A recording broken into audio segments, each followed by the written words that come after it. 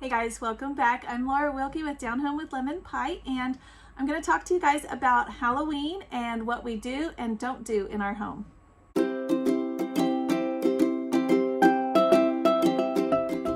Okay guys, so I grew up in a home.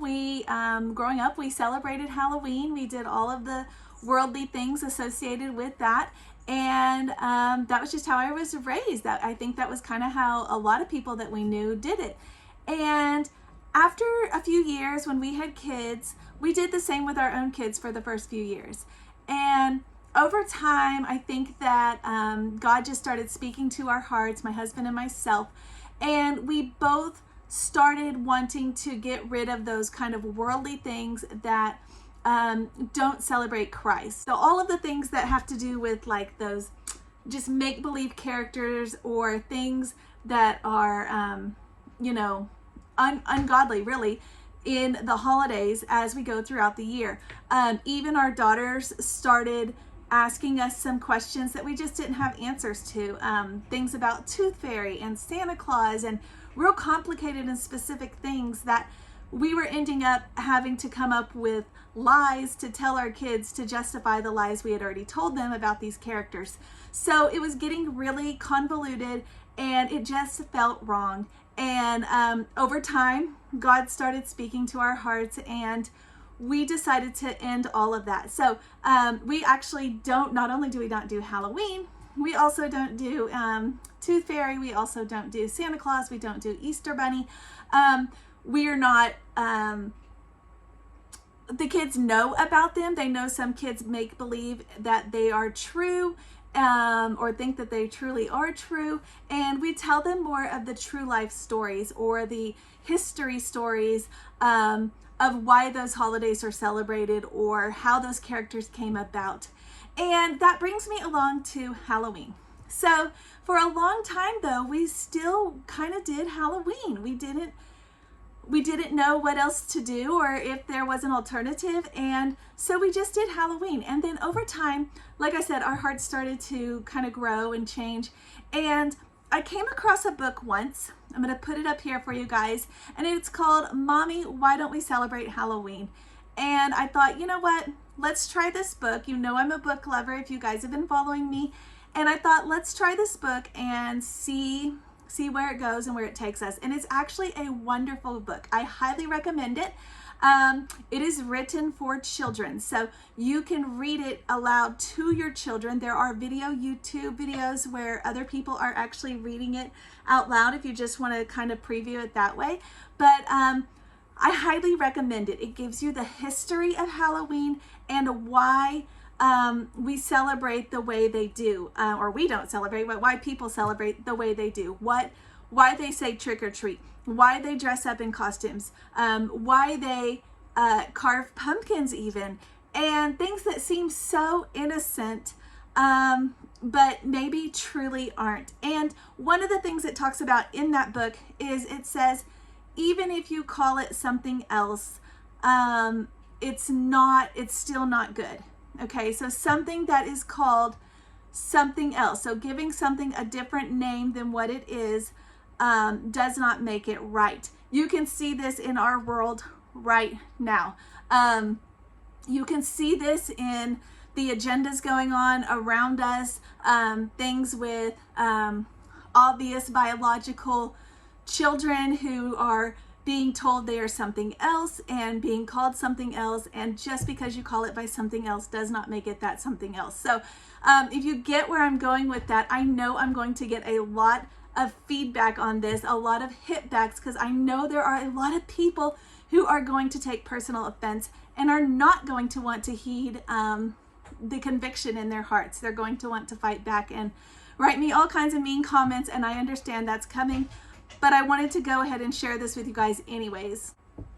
Okay, so since probably around the time our twins were born, we stopped celebrating Halloween in the traditional manner. So around that time, that was when we started kind of getting rid of all of these things. Our twins are 4.5 years old, so that gives you kind of a time frame for where we're at. And for a couple years, we just didn't do Halloween at all. We just really didn't do anything. Our church one year did a trunk or treat, and we thought maybe this is a way to reach the community. But even that made us feel really icky about it. We even didn't do we just did fall theme with our trunk and all the stuff, but it still felt icky. I know that's kind of a thing where churches will do the trunk or treat, not because they celebrate Halloween, but because they're trying to bring in community people from the community to kind of as an outreach. And I really don't support that at all. And here's why. Because none of those people are actually going to come to the church, okay? So after our church did that, none of those people actually ended up coming to the church, okay? And the people who were in the church actually did not support it as much as you probably think they did. They all kind of had that icky feeling about it.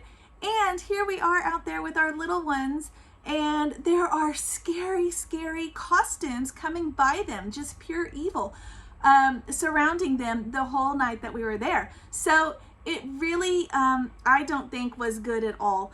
So we didn't participate in that again. However, last year we wanted to have something as an alternative to Halloween. We wanted to do something that would be a way that we could still celebrate on that day. Kind of, not because we wanted to celebrate Halloween per se, but because we wanted to have something else to take our time so that we wouldn't be distracted by what was going on outside, especially the kids. Because to the kids, a lot of them think, you're just taking us away from candy and dressing up and having fun. And we wanted to kind of surround them with something else that was just as fun.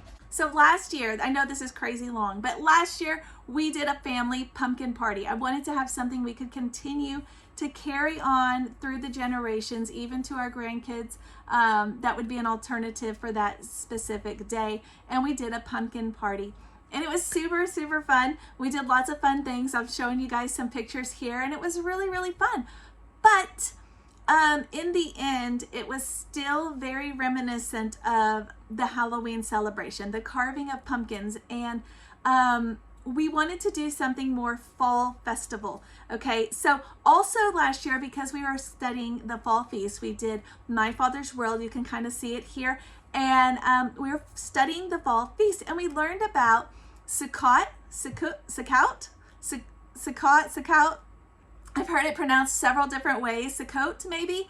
I've heard it from different people, but regardless of how you want to pronounce it, God gave us this holiday already, this time of celebration. And, you know, what if Halloween was created as a way to distract us from that? And I think it's done a very good job, don't you think? So, God gave us that already, Sukkot, as for all nations. It's a time when it's meant to bring us together as a people, to fellowship, to thank God, and to remember the things that He has done for us in the past. So I used this book here, Milk and Honey by Jane Yolen. I've talked about this book a few times. It is a fantastic book. And if you check out this video right here, go down to about the 8-minute mark, you will see where I show you some interior pictures of it. I would show it to you right now, but we're in the middle of, a lot of our stuff is packed up. So I don't have the hard copy on hand right now. But go to that video, you will see some pictures from the inside. And it is so good at explaining what the holidays are and what they're meant to do and how to celebrate them and just all the fun things. So, you know, Sukkot is also called the Feast of Booths or the Feast of Tabernacles. So when you think about that, that goes back to the time when the Israelites are wandering around the desert, right?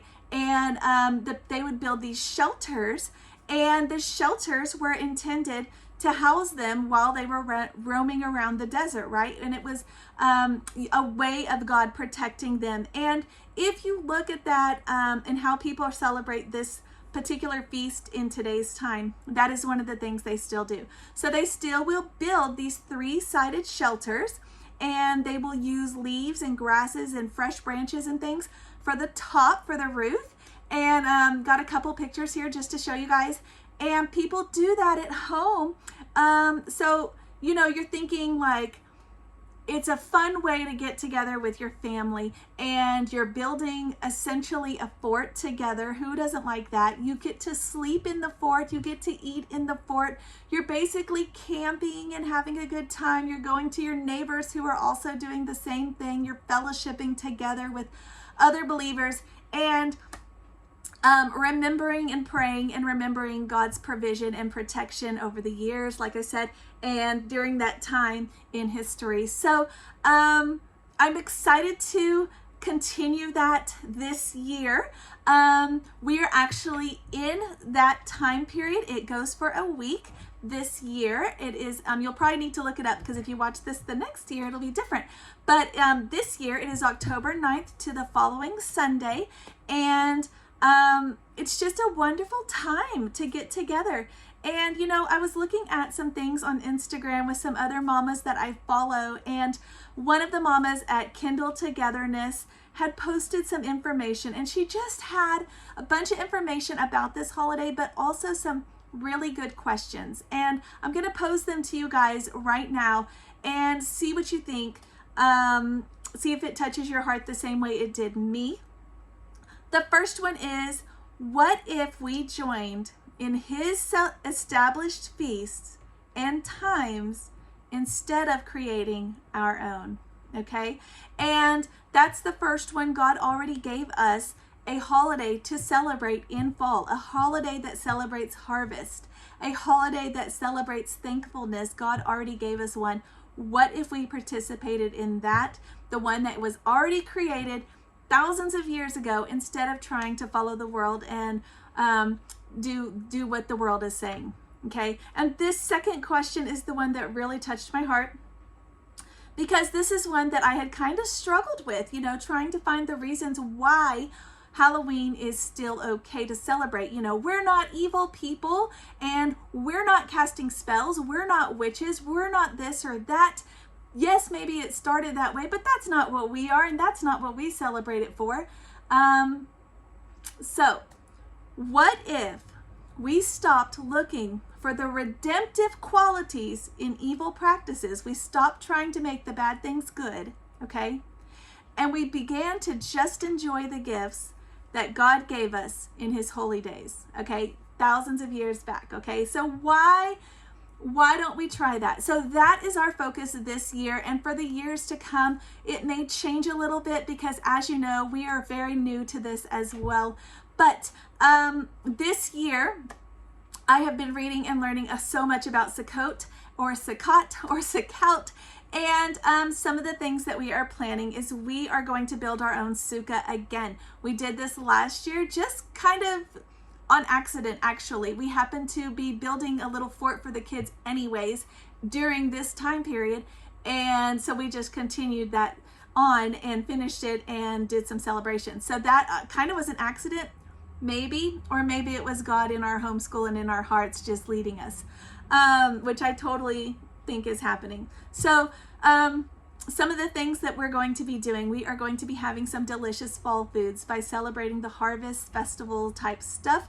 We are going to be having some pumpkin things, some apple things. We're actually going to go apple picking for the very first time. I have been wanting to do this for years, but we were in Texas, and Texas does not really have that option available, but now we're in Idaho, and Idaho does. So we're going to a U-Pick apple farm this week to celebrate the harvest. We are making some pumpkin foods.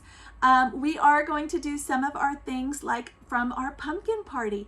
Last year we did some bow and arrow shooting into the pumpkins like a target.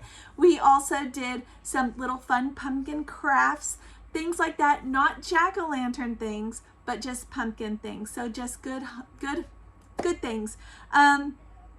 But they also do something with stuffed foods. Stuffed foods is a very popular one, and like I said, they eat them outside often in their little sukkah is what it's called. So I'm going to try and I have 3 stuffed foods that I've come up with. We will see if we get to all 3, but I was going to try stuffed peppers with some crescent rolls with pumpkin rolled up inside of them. So it's pumpkin stuffed crescent rolls. And I was also going to do for dessert some apple turnovers, so some apple stuffed pastries that we can also enjoy. So let me know what you guys do in your own home. Do you still celebrate Halloween? Did you ever celebrate Halloween? Are you doing something like a variation of that with a fall festival? Are you doing Sukkot instead? What do you do in your homes? I'm really curious. I want to know because I want our family to grow in that way as well. Like I said at the beginning, I know I'm going to get a lot of kickback, and that's okay. I know a lot of people, maybe the Holy Spirit hasn't touched them or hasn't reached them as he has us. So, you know, I just want to spread the word with what we're doing, and maybe this will help you as well, especially if you are new to the feast like we are.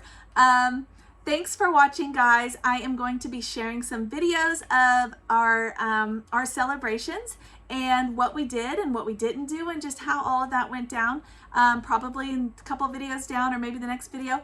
And I hope you guys all come back and watch that and get to see how we did that. I'll link it below once it's done and up and going so that you can find it as well easily. But for now, I thank you guys for watching. Don't forget to subscribe and share with your friends if you think that they are curious about what or feeling convicted about what to do with this holiday.